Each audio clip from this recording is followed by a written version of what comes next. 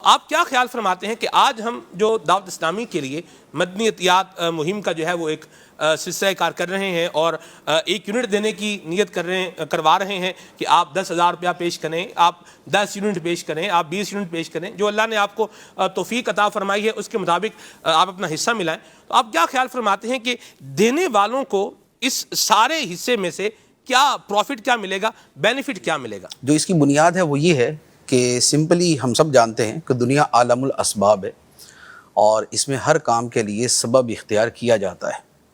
اللہ تعالیٰ قادر مطلق ہے، اپنے دین کا کام جو ہے وہ بغیر کسی اظہاری سبب کے ویسے ہی دنیا کے اندر عام فرما دے، لیکن اللہ تعالیٰ کے انبیاء علیہم الصلوۃ بھی جو دنیا میں تشریف لائے تو انہوں نے جو اسباب کی دنیا تھی اسے اختیار فرمایا، اور دین کی خدمت کے لیے جو پیسے کی ضرورت ہے، رقم کی ضرورت ہے، وہ ایک بڑی بدیہی سی بات ہے کہ کوئی بھی کام بغیر اس طرح ہو نہیں سکتا۔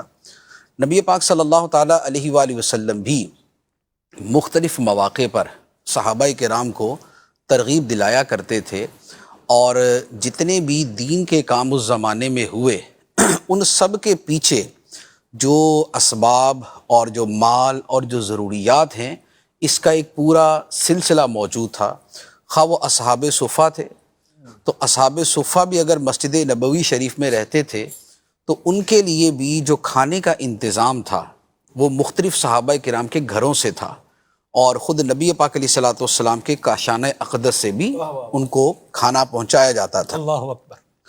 اور اسی طریقے سے پھر اس کے علاوہ اور جو نبی پاک علیہ الصلوۃ والسلام نے تبلیغ کے لیے جو مبلغین روانہ کیے، یا آپ نے راہ خدا میں جو کفار سے مقابلے کے لیے آپ نے لشکر روانہ کیے، ان سب کے لیے قدم قدم پر رقم کی ضرورت رہی، اور اس کی ترغیب خود نبی پاک علیہ الصلوۃ والسلام ہی دلایا کرتے تھے، اور صحابہ کرام پھر اس میں جس طرح بڑھ چڑھ کر حصہ لیتے تھے اس کی تاریخ ہمارے سامنے ہے کہ ہر بڑے صحابی کا اور ہر وہ صحابی کے جس کا نام ہمارے سامنے آتا ہے ان میں تقریباً اکثر کا اللہ کی راہ میں خرچ کرنا یہ پایا جاتا ہے۔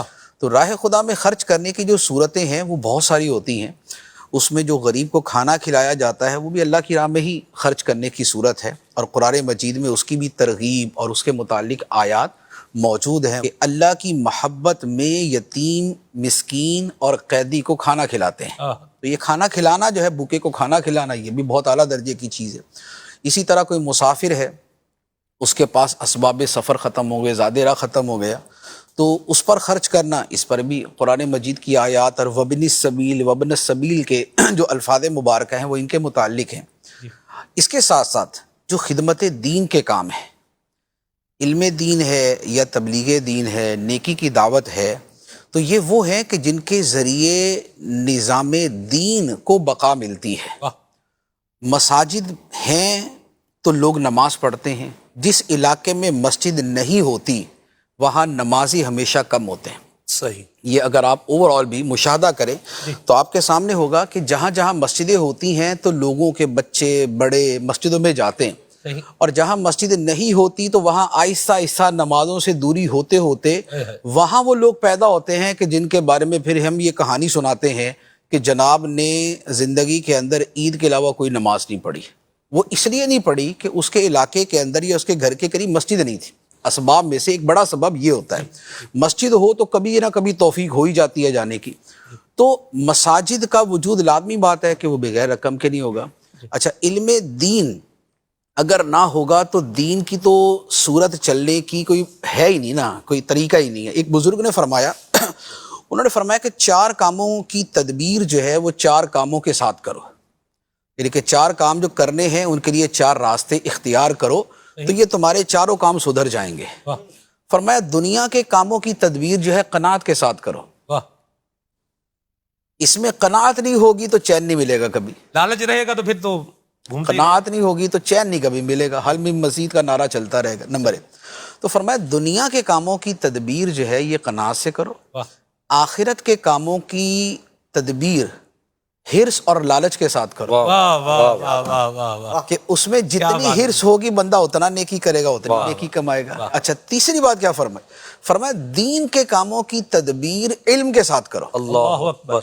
کیونکہ علم کے بغیر اگر دین پر عمل کی کوشش ہوگی تو بر بنائے جہالت سدھار کی بجائے بگاڑ زیادہ ہو جائے گا، لوگ کام نہیں کر سکتے. چوتھی بات فرمایا کہ لوگوں سے تعلقات کی تدبیر حسن اخلاق کے ساتھ. سبحان اللہ. تو یہ 4 باتیں جو ہے بڑی حکمت سے بھری ہوئی باتیں ہیں یہ. تو اس میں جو بیسیکلی تیسری بات کے اوپر کلام کرنا مقصود تھا کہ دین کے کاموں کی تدبیر یہ ہوتی ہے علم کے ساتھ، علم دین کے ساتھ. اس لیے زندگی کے جملہ امور پیدائش سے لے کر موت تک، نکاح ہے یا طلاق، نماز ہے یا روزہ، حج ہے یا زکوٰۃ، کاروبار ہے یا نوکری پہ رکھنا یا نوکری کرنا، یا وراثت کے مسائل، ان سب کا تعلق علم دین کے ساتھ ہے. اور علم دین کے لیے فی زمانہ جو سب سے بڑا ذریعہ ہے وہ مدارس اور جامعات ہوتے ہیں. صحیح. یہ ہیں تو علم دین کا نظام ہے، ورنہ علم دین کا نظام نہیں چل سکتا. تو لہذا یہ جو ہم جس کام کے لیے بیٹھے ہیں اور جس کام کے لیے ہم اس وقت جو ہے وہ یہ عطیات جمع کر رہے ہیں، اس کے بنیادی مقاصد میں سے ایک بڑا مقصد جو ہے، ایک مساجد بھی ہیں، ایک علم دین کی خدمت بھی ہے، اور اس کے علاوہ جو نیکی کی دعوت کے کام ہیں وہ سارے کے سارے اس میں آ جاتے ہیں. تو یوں کہہ لیں کہ جتنا بڑا مقصد ہوتا ہے اس کے لیے خرچ کرنے میں ثواب بھی اتنا بڑھ جاتا ہے. ماشاءاللہ. ٹھیک ہے. تو ایک ان لوگوں نے آج کے زمانے کے لوگ کوشش کرتے ہیں جی ہمارا ملک اچھے طریقے سے چلتا رہے، اور ایک وہ لوگ تھے جنہوں نے یہ کوشش کی تھی کہ ہمارا ملک بن جائے. واہ. صحیح. تو جنہوں نے پاکستان بنانے کے لیے کوششیں کی تھی تو آج ان کو قائدین اور لیڈر اور رہنما، اور ہم ان کو اچھے الفاظ سے یاد بھی کرتے ہیں، اور جو ان کا کنٹریبیوشن ہے وہ دوسروں کی بنسبت زیادہ شمار کیا جاتا ہے. یعنی کہ وجود میں آنا جو ہے یہ اہم ترین چیز ہوتی ہے، پھر اس کے بعد بقا کا سلسلہ ہوتا ہے. تو یہ جو ہمارے کام ہیں، اب جتنا بڑا اس کا مقصد ہے اتنا بڑا اس کا ثواب ہے. تو مقصد کتنا بڑا ہے تو وہ وہی ہے جو ابھی یوسف بھائی فرما رہے تھے کہ ملٹی نیشنل کمپنی جو ہوتی ہے تو اس کا جتنا حجم ہوتا ہے، جتنا والیوم ہوتا ہے، اور جتنا ہیوج اس کا کام ہوتا ہے، اسی اعتبار سے ثواب بھی ملے.